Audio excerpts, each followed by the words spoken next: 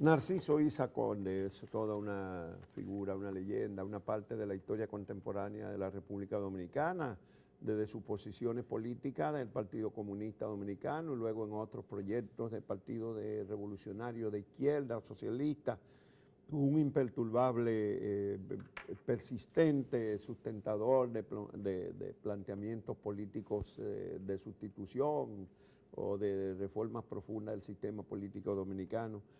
No ha salido adelante con sus proyectos políticos, pero ha persistido y mantiene los principios por los cuales ha luchado. Ha presentado ayer un libro que se titula Secretos, Vivencias de Lucha, Vida y Amor. Narciso advierte que no pretende ser unas memorias pero pasan por él en la primera ojeada que uno le da al prólogo, pasan tantos personajes nacionales e internacionales. Yo diría que una buena proporción ya en la otra vida han emigrado, que uno dice, bueno, si esto no es una memoria, debe ser algo muy parecido. ¿Cómo podemos resumir eso, Narciso? No es una memoria, pero yo digo que estos relatos se los arranqué a la memoria. Y fue en una forma muy original. Primero, tiene mucho que ver con este libro, una prédica de un gran amigo, inolvidable amigo que también falleció, que es Kiva Maidanek.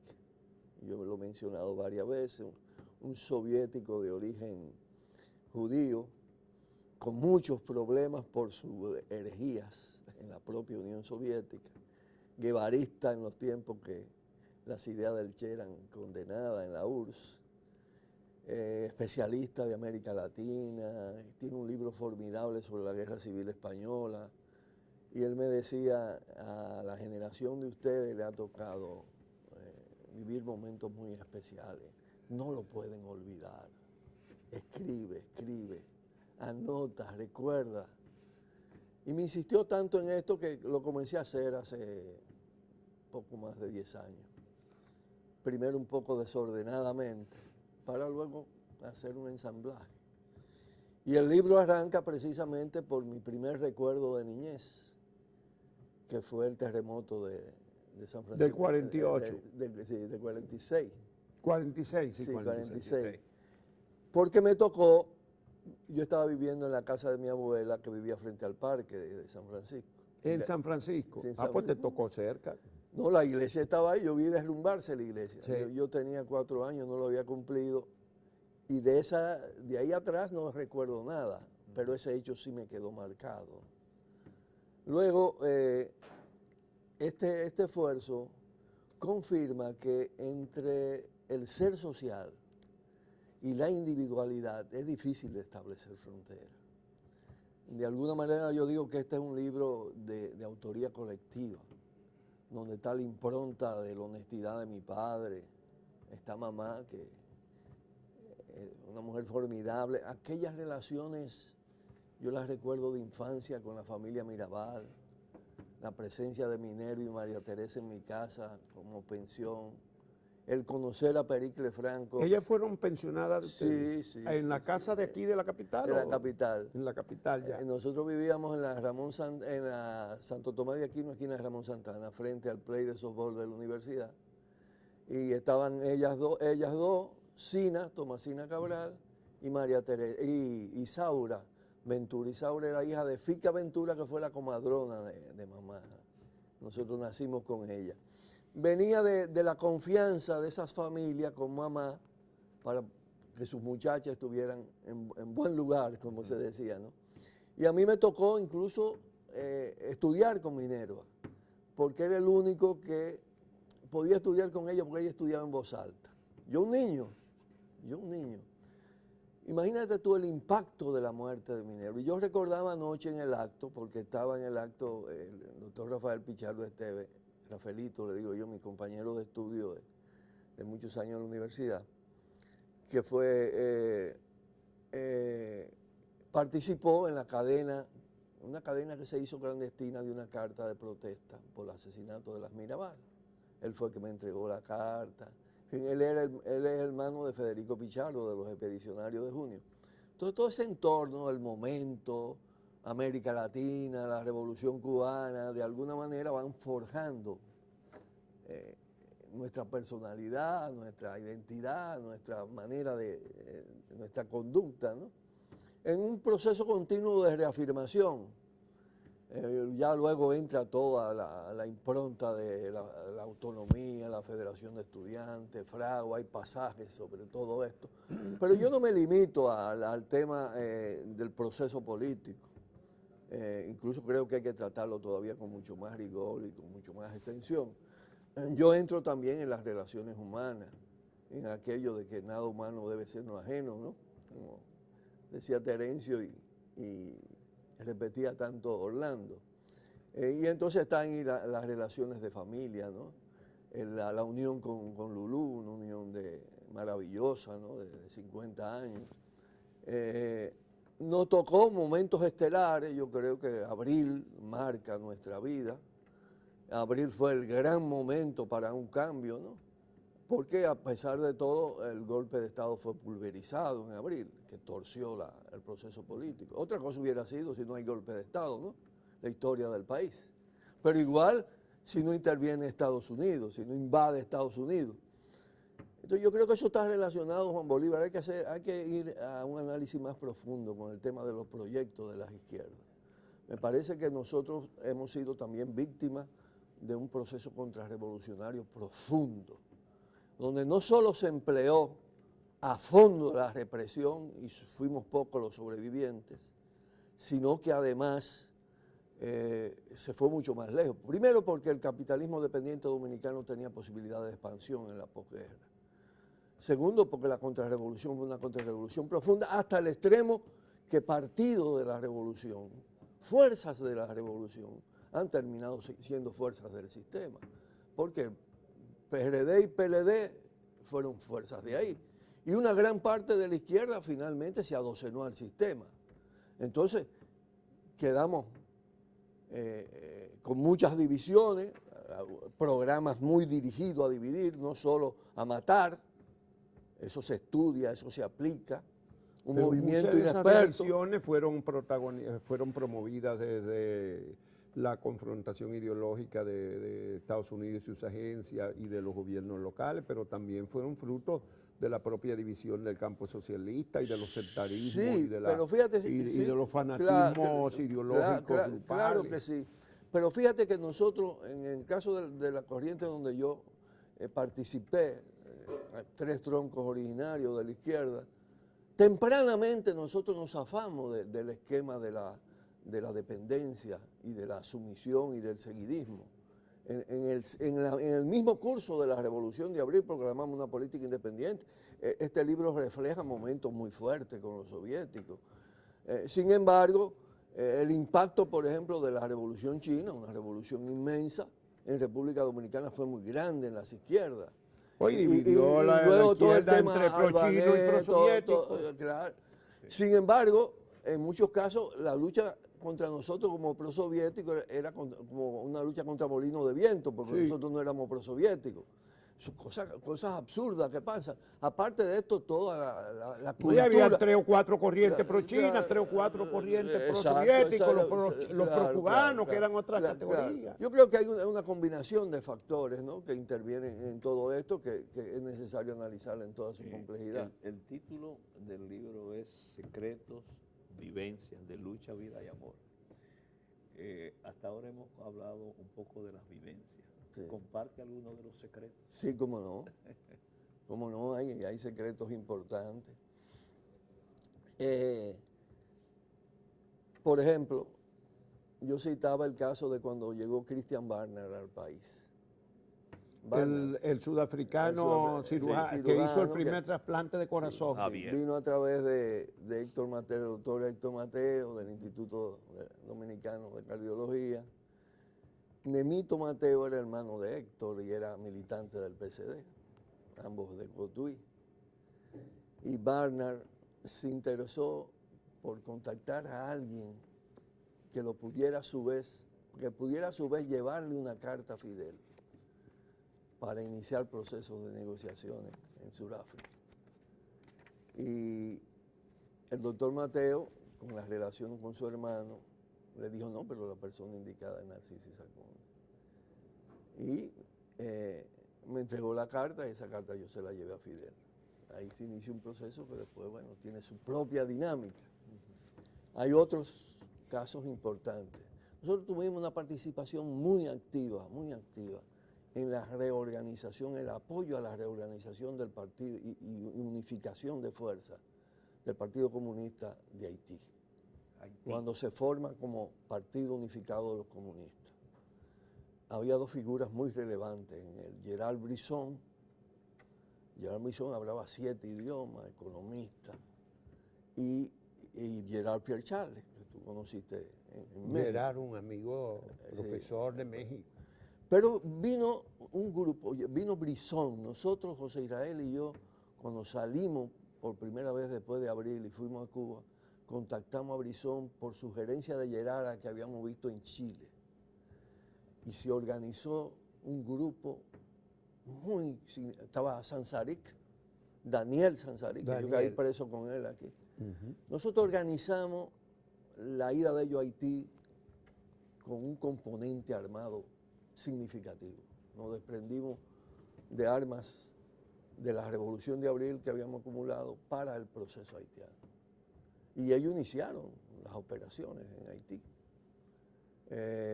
La primera operación de recuperación de dinero utilizaron una ametralladora Cristóbal. Y Gerald me mandó una cartita diciéndome cómo había sido la operación y diciendo cómo sonaba la metralleta Cristóbal. ¿Y en qué año fue eso, sería eso? Eso fue en el 68. Pero ya Gerald estaba en México en esa época. Gerald estaba en México, sí. Gerald Pierre Charles. Gerald había viajado de México a Chile cuando nosotros salimos después de abril al Congreso del Partido Comunista Chileno. Allá nos encontramos con él, nos dio el contacto con Brisson, pero él volvió a México. Bueno, también están los encuentros con Gerald cuando yo salí vestido de sacerdote. ¿Por dónde fue que tú saliste vestido de sacerdote, que te ordenaron en esa ocasión? Tú conociste, porque tú eras de esa área, al padre Olmo. ¿Al padre? Olmo, mexicano. Es mexicano, de origen mexicano. Mexicano. Que estaba en la iglesia, en la zona norte, en la iglesia de... Santo Cura de Ars. Sí. Bueno, en la relación con los camilistas, y especialmente con Miguel Coco, nosotros, el PCD hizo una alianza fuerte porque nosotros abrimos el diálogo marxista cristiano, ¿no? En esa relación, pues establecimos planes de cooperación. El padre Olmo guardaba armas de los Corecatos y armas del PCD debajo del altar. Bueno, cuando pasó lo que pasó, después de los asesinatos de Amin, de Otto, de todo esto, que el PCD decide que yo salga y me obliga a salir. Cuando se planteó la salida, yo dije, bueno, hay que buscar una fórmula.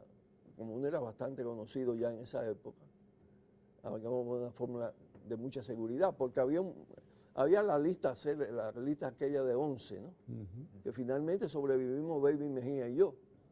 Andrés Ramos Peguero lo asesinaron, a Otto. Bueno, esa cadena de asesinatos forza mi salida, ¿no? Entonces nos ideamos salir como sacerdotes, con un apoyo muy importante de Miguel Coco, de Enriquito de León, que era... Cuasi sacerdote, Enriquito, él siempre fue un cuadro cristiano. Y los hermanos Fiallo, Antinoe. Y Antinoe Y entonces, para el problema del cambio físico y el entrenamiento como sacerdote, yo tenía una base cristiana en La Salle, ¿no? El padre Olmo jugó un papel, me prestó todos los aditamentos, ¿no? El cuello, todo esto, compré un traje negro, Biblia, breviario, repasé todo esto, ¿no? Y entonces decidimos no irme por el aeropuerto, sino por el puerto. ¿Por el puerto? Y me fui en un barquito español, el Virginio Churruca, que yo había conocido en Puerto Plata. Y recuerdo que cuando subí la escalera del barco, bueno, ahí hubo todo un operativo. El padre Olmo me acompañó hasta el barco. Me dejó con el mayordomo del barco. Y cuando me vio el mayordomo me dijo, padre, yo le tengo su camarote. Y el camarote era con 2 sacerdotes. Yo crucé el Golfo de México. O sea que tú ahí te... Yo me puse a prueba. Me pusieron- puse a prueba. Yo crucé de aquí a Veracruz y de Veracruz a Cartagena. En un momento tormentoso. El mar estaba muy picado, ¿no? Y entonces tuvimos que detenernos en Veracruz. Ahí me fui a México porque se paró 3 días en Veracruz a ver a Gerard. Y hice una prueba con Gerard. Ya la había hecho aquí antes con unos amigos, compañeros de curso. Y le dije que era un amigo que le traía un mensaje de Santo Domingo y nos vimos en un metro en México. Y no me reconoció Gerard hasta que yo le dije que era yo. Pero ya tú no andabas con la sotana ni nada. Sí. ¿En México todavía? No, porque yo salí de Veracruz un día para ver a Gerard, para volver a Veracruz, porque yo volví en el barco. O sea que tú no te... Y yo iba con un sacerdote en la guagua, en el autobús de Veracruz a México, me dijo, yo voy para México también. Entonces yo estaba igualito. Estaba igualito. De manera que esa fue una experiencia extraordinaria. También hay un relato después de cuando ya yo llego a España, espero a Lulú, que se preparó la salida de la familia. Estamos hablando de qué año, 71. 70, finales del 70. Eso fue finales del 70. Noviembre del 70, ya en los momentos de apogeo de Cuando La Habana. estaba La Habana en su Habana apogeo y el terror creció por exacto, todo el país. Exacto. Entonces, bueno, en España la célula del Partido Comunista, Margarita Castro, que era dominicana, militaba allá, es la que nos da todo el respaldo. Pero bueno, el destino era primero Rumanía y después la Unión Soviética. Y bueno, ya venía con la familia, pero mi pasaporte era como sacerdote. Entonces yo seguí como sacerdote hasta Francia y hasta Rumanía. Pero no con la familia. No, pero entonces me pasó un incidente que está relatado en el libro, que es que el acuerdo que yo le decía, Lulú, yo me voy adelante, tú te vas con los 2 niños, la pobre Lulú, un niño de 4 meses en un canasto, y el otro de 2, casi. ¿Quién era el de 4 años. meses? ¿Pavel? No, ¿Eh? Narcisito, el segundo. Pavel ya caminaba, Pavel fue el que hizo la cuestión. Bueno, yo me voy a pasar para chequearme, Lulú se queda lejos, pero él se le zafa a Lulú. Papi. Un sacerdote con mi hijo es un problema. Bueno, pero no pasó nada. Bueno, hubo de todo ahí, pero una época, al fin de cuentas, llegas a esta etapa de la vida, Narciso, y sigues siendo un militante de izquierda, el fracaso del comunismo, del socialismo real, la desaparición de todo eso. No del comunismo, Juan Bolívar, el comunismo tiene más sentido que nunca. Y tú con tu origen cristiano debes tenerlo presente. El comunismo viene de comunidad, no hay solución a los problemas de la humanidad que no sean... No, yo digo como sistema político, obviamente. No, en fin de cuentas, eso fue la deformación de un proceso. Yo digo que la falta de socialismo en el camino hacia él, porque además de ninguna manera el comunismo estaba planteado como un proyecto inmediatista en las ideas de Carlos Marx, porque la extinción del Estado, la asociación comunitaria de seres humanos libres, todo esto era un proyecto de largo aliento. Hay que estudiar entonces las causas de por qué ese tránsito se burocratiza, se sustituye lo social por lo estatal, el superestado, el estado monopólico, la burocracia, la corrupción, todo eso es lo que hace crisis. Por lo menos yo, y no solo yo, un grupo de compañeros en América Latina nos dedicamos a hacer esfuerzos de darle una explicación de fondo a este problema. Yo no sé si ustedes conocen mi libro Rearmando la Utopía, ¿no? Donde intento hacer un ajuste de cuenta con esos procesos y todo, y un tanto rearmar la idea, ¿no? ¿Qué proyecto? ¿Qué socialismo? ¿Qué socialismo? ¿Qué democracia en el siglo XXI? Eso es el gran desafío de estos tiempos. Y yo creo que tenemos que sentir lo de nuestra generación bien, porque después de una larga oscuridad, de una contrarrevolución de 50 años, yo creo que renace la esperanza. Yo decía anoche, la esperanza ahora es verde, es muy verde. Y yo creo que hay que apostar fuerza en esa dirección porque se están despertando energías que pueden dar lugar a un proyecto, dado que Yo digo, el sistema de los partidos constituidos aquí son, en fin de cuentas, han sido víctimas de un asalto impenitente y no tienen manera de modificarse, ni las instituciones actuales. Aquí no hay salida institucional. Aquí hay que ser muy creativo para plantearse la alternativa que Narciso, este país pero hay necesita. una recurrencia histórica porque muchos de los que han dirigido y dirigen actualmente el proceso político eran compañeros tuyos de luchas y compartían de Claro. una u otra manera los Tú sabes que en planteamientos. esto hay como en los deportes y en las carreras, hay corredores de 100 metros, bueno, y hay de 400. Hay de relevo y hay de relevo. Y hay con Y hay también y hay maratonistas. Tú eres de los maratonistas.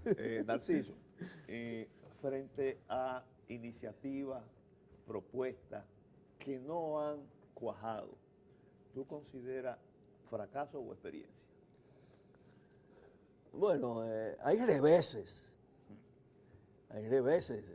Y tú puedes decir también, un tanto también fracaso. Pero en todo ello hay experiencia.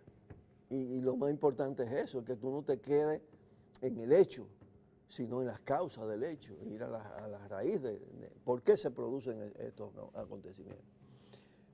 Hay una idea de varias organizaciones de la izquierda actual, porque el aliento Marcha Verde también ayuda, de que hagamos un seminario de profundidad sobre el rol histórico de las izquierdas en las causas de sus problemas, ¿no? Yo creo que eso es muy importante, porque hay que decir también que no se puede hablar de la izquierda, de las izquierdas, pero además nos quedamos muchas veces en la izquierda propiamente estructurada política. Hay una izquierda social, hay una izquierda cultural, que también fue diezmada. Cantidad de intelectuales brillantes de la izquierda que terminaron sirviéndole al régimen. Bueno, fueron diezmadas por la represión y después por la cooptación. Claro. Y siguen diezmadas por la cooptación, siguen cortando, porque hoy día el gobierno ha cortado a todo lo que se podía claro. cortar.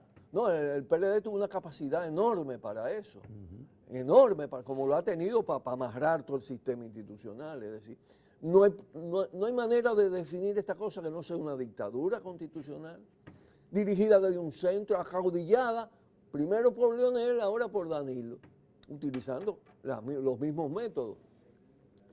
Y además corrupta y corruptora, indetenible en eso. No hay manera. No, es como están pervirtiendo todo el tema de la cuestión de ley de partido y todo esto aquí. Y tú dices, bueno, ley de partido. El problema ya son los partidos que están tomados, que están asaltados. Tú tienes un PRM de oposición y tú dices, cuando ponen de vocero a los que están acusados y que están cuestionados por la sociedad, los procesos Te así. voy a poner en un aprieto. Aquí hay mucha vivencia, secreto y muchos personajes. Yo quisiera que tú fueras capaz de decirme los 3 personajes que más te impresionaron. Tú has tratado personajes muy importantes, pero 3 que tú dices, mira, y las razones de eso, de por qué te impresionaron.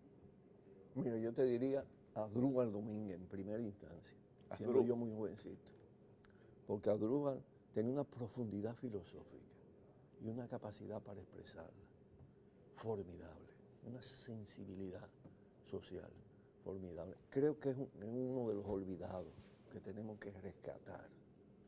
Asdrúbal se proyectaba no solo como un líder estudiantil, sino como un líder nacional. Yo digo que problemas existenciales lo limitaron. Él era que debía ser el secretario general del PCD y yo lo propuse. A mí me asignaron eso con 22 años. Otro personaje que me impresionó sobremanera fue Pericles Franco.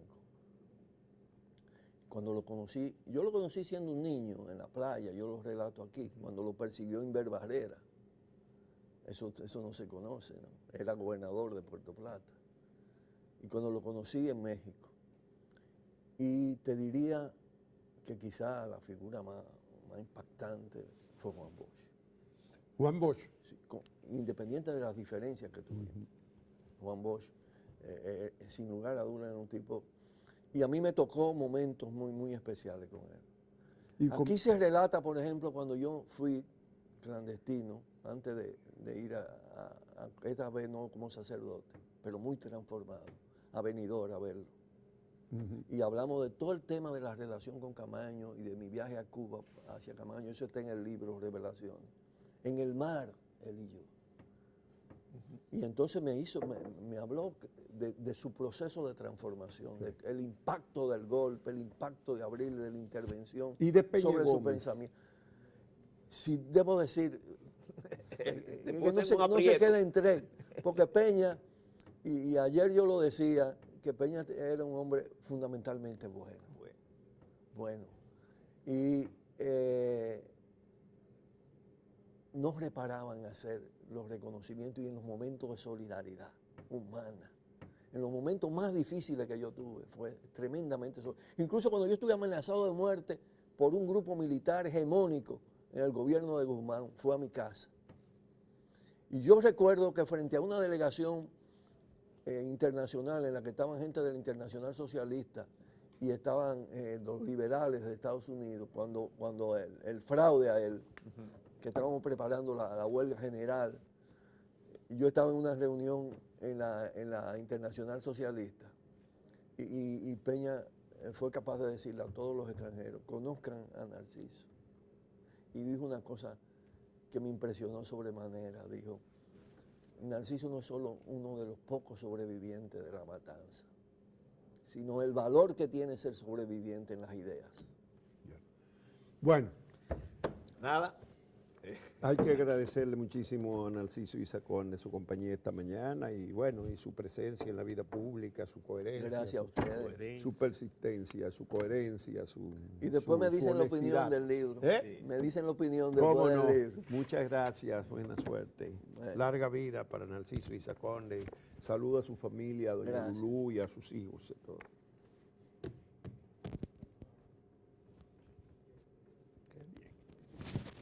Yo voy a querer. Ah, bueno, te lo subo.